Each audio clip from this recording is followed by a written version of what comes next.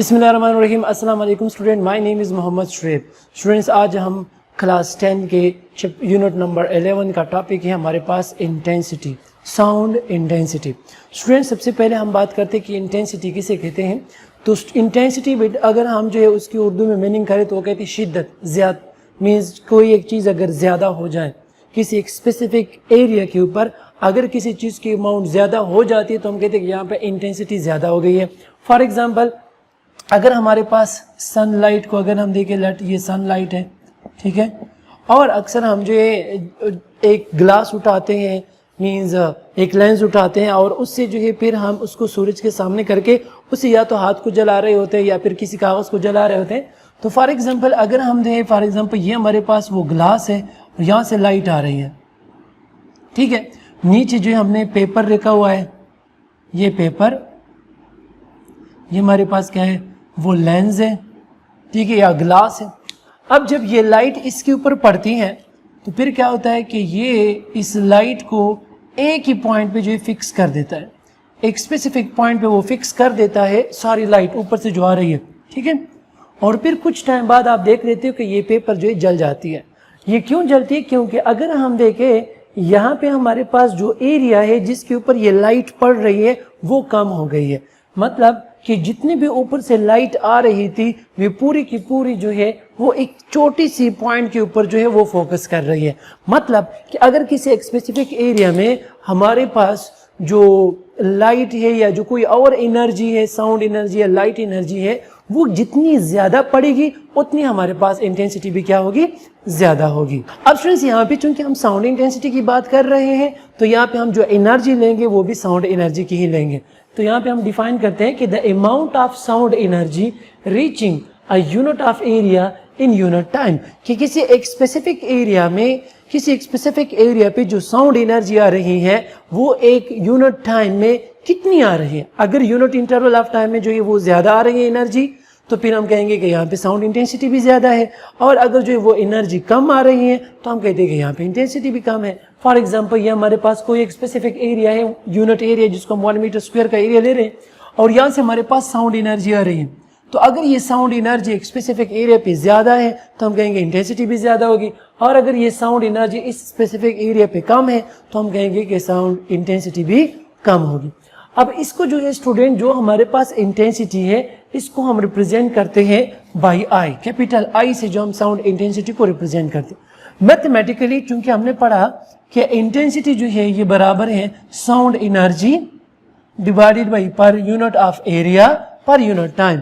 किसी एक specific area पे एक अमाउंट ऑफ एनर्जी किसी एक स्पेसिफिक इंटरवल ऑफ टाइम में कितनी पड़ रही है तो हम कहते हैं energy per unit area per unit time, ठीक है। Sound energy per unit area per unit time इसका sound intensity, light energy per unit area per unit time इसका लाइट इंटेंसिटी, ठीक है। तो चूंकि यहाँ पे हम साउंड एनर्जी की बात करते हैं तो हम साउंड इंटेंसिटी डिस्कस करते हैं। तो हमारे पास आ जाएगा इंटेंसिटी को चूंकि हम आई से रिप्रेजेंट करते हैं, एनर्जी को हम ई से रिप्रेजेंट करते हैं, बाज़ लोग इसको डब्ल्यू से रिप्रेजेंट करते हैं, वर्क डन, और एरिया को हम ए से रिप्रेजेंट करते हैं, जबकि टाइम को हम टी से रिप्रेजेंट करते हैं।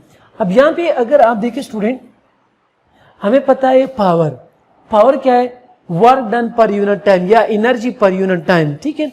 तो अगर हम देखें यहाँ पे भी हमारे पास ये जो पोर्शन है इस इक्वेशन का, ये हमारे पास क्या है, ई डिवाइडेड बाई टी।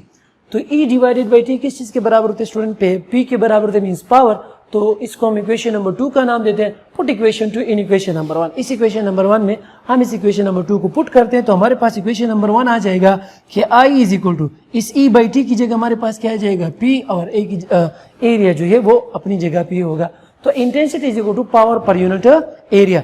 अब स्टूडेंट्स, अगर हम यहाँ पे इस रिलेशन को देखें तो यहाँ पे ये जो इंटेंसिटी है ये इस एरिया के साथ क्या है, इनवर्स रिलेशन है। मतलब क्या हुआ, अगर जितना एरिया कम होगा उतने हमारे पास इंटेंसिटी ज्यादा होगी अगर हम पावर या साउंड एनर्जी को क्या करें, फिक्स करें। मतलब अगर यही साउंड एनर्जी इतने एरिया पे पड़ रही है और यही साउंड एनर्जी अगर हम जो है यहाँ पे एरिया स्मॉल कर दे तो फिर यहाँ पे जो साउंड इंटेंसिटी होगी वो क्या होगी, कम। जैसे कि यहाँ पे जो हमने एग्जाम्पल दिया कि यहाँ से जो सन से लाइट आ रही है वो लेंस के ऊपर पड़े, तो अगर हम लेंस का एरिया देखें और यहाँ पे जो नीचे पॉइंट है इसका एरिया देखें तो इस पॉइंट का एरिया हमारे पास क्या है, कम है, एनर्जी तो सेम आ रही है, तो यहाँ पे इंटेंसिटी क्या होगी, ज्यादा होगी, क्योंकि एरिया का इंटेंसिटी के साथ क्या रिलेशन है, इनवर्स। अब स्टूडेंट्स, अगर हम बात करें यूनिट की तो यूनिट जो है हम इस इक्वेशन से भी निकाल सकते हैं। यहाँ पे हमारे पास है एनर्जी, एनर्जी की यूनिट क्या है, जॉल। हमारे पास है एरिया, एरिया की यूनिट है मीटर स्क्वायर। आवर टी है टाइम, तो टाइम की यूनिट क्या है हमारे पास, सेकंड। तो जॉल पर मीटर स्क्वायर पर सेकंड आप बोल सकते हो। या इस इक्वेशन नंबर 3 को देखते हुए हम क्या कर सकते हैं, यूनिट निकाल सकते हैं। तो पावर की यूनिट स्टूडेंट वाट, जबकि एरिया हमारे पास है मीटर स्क्वायर। तो वाट पर मीटर स्क्वायर, अगर मीटर स्क्वायर को ऊपर उठाए तो हम माइनस आ जाएगा, तो watt per metre square, this is the unit of intensity. ठीक है, ज्यादातर नॉर्मली जो हम इंटेंसिटी लेते हैं वो पिको वाट में लेते हैं, पिको वाट पर स्क्वायर मीटर, जो कि हमारे पास आएगा PWM स्क्वायर -2। तो स्टूडेंट जो है अब यहाँ पे कुछ दो प्रॉपर्टीज हम डिस्कस करते हैं। एक को हम नाम देते हैं ऑब्जेक्टिव प्रॉपर्टी और एक को हम नाम देते हैं सब्जेक्टिव प्रॉपर्टी। अच्छा स्टूडेंट्स, अब हम इन दो प्रॉपर्टीज की बात करते हैं। एक हमारे पास है ऑब्जेक्टिव प्रॉपर्टी, दूसरा हमारे पास क्या है, सब्जेक्टिव प्रॉपर्टी। तो फर्स्ट हम बात करते हैं what is objective property. Objective property students वो प्रॉपर्टी होती है जो कि टोटली डिपेंड करता है सोर्स के ऊपर। फॉर एग्जांपल अगर साउंड की हम ऑब्जेक्टिव प्रॉपर्टी की बात करें तो वो प्रॉपर्टी ऑफ द साउंड जो कि टोटली जो है साउंड सोर्स पे डिपेंड करता है, उसको हम क्या नाम देते हैं, ऑब्जेक्टिव प्रॉपर्टी। और ये हमारे पास क्या है, intensity, sound intensity is the objective property. अब साउंड इंटेंसिटी ऑब्जेक्टिव प्रॉपर्टी कैसे, देखो स्टूडेंट्स हमारे पास इंटेंसिटी जो है वो सोर्स के साथ डिपेंडेंट है कि सोर्स कितनी एनर्जी जो है वो जनरेट कर रहा है, कितनी एनर्जी वो सेंड कर रहा है। तो अब कोई सुनने वाला है या नहीं है, लेकिन वहां पे तो वो हमारे पास इंटेंसिटी ज्यादा जनरेट कर रहा है, ज्यादा इन सोर्स दे रहे हैं। फॉर एग्जाम्पल अगर हम सन के केस में देखें तो हम कहते हैं कि वहां पे हमारे पास जो लाइट इंटेंसिटी है वो बहुत ज्यादा है। अब यहाँ पे कम आ रही है या ज्यादा आ रही है, लेकिन अगर हम सन की बात करें तो वहां पे हम कहते हैं कि intensity of the light is very greater या वेरी लार्ज, बहुत ज्यादा है। क्यों, क्योंकि हमारे पास सोर्स है। तो जो इंटेंसिटी होती है ख्वाह डेस्टिनेशन उसको मीन्स फील कर रही है, उसको रिसीव कर रही है, नहीं कर रही, लेकिन ये जो किस चीज के ऊपर डिपेंड करता है, सोर्स के ऊपर। अगर सोर्स ज्यादा एनर्जी का साउंड या एनर्जी का लाइट जो है वो जनरेट करे तो हम कहते हैं इंटेंसिटी ज्यादा होगी, अगर वो कम जनरेट करे तो हम कहते हैं इंटेंसिटी कम होगी। The second one is subjective property, कि that property which totally depends on destination is called subjective property. हमारे पास जो है दूसरी प्रॉपर्टी क्या है कि साउंड की वो प्रॉपर्टी जो टोटली डेस्टिनेशन के ऊपर डिपेंडेंट है, जो हमारे पास क्या है, loudness of sound.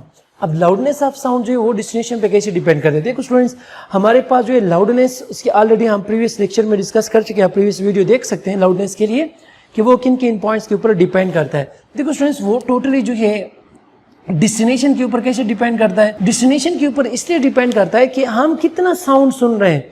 For example अगर हम अपने कान बंद करें, वहां पे साउंड जो है वो जनरेट हो रही है, तो क्या हम सुन सकते हैं, हमें पता नहीं चलेगा कि उसकी लाउडनेस कितनी है। तो ये जो लाउडनेस है ये डिपेंड करते हैं डेस्टिनेशन के ऊपर, सुनने वाले के ऊपर।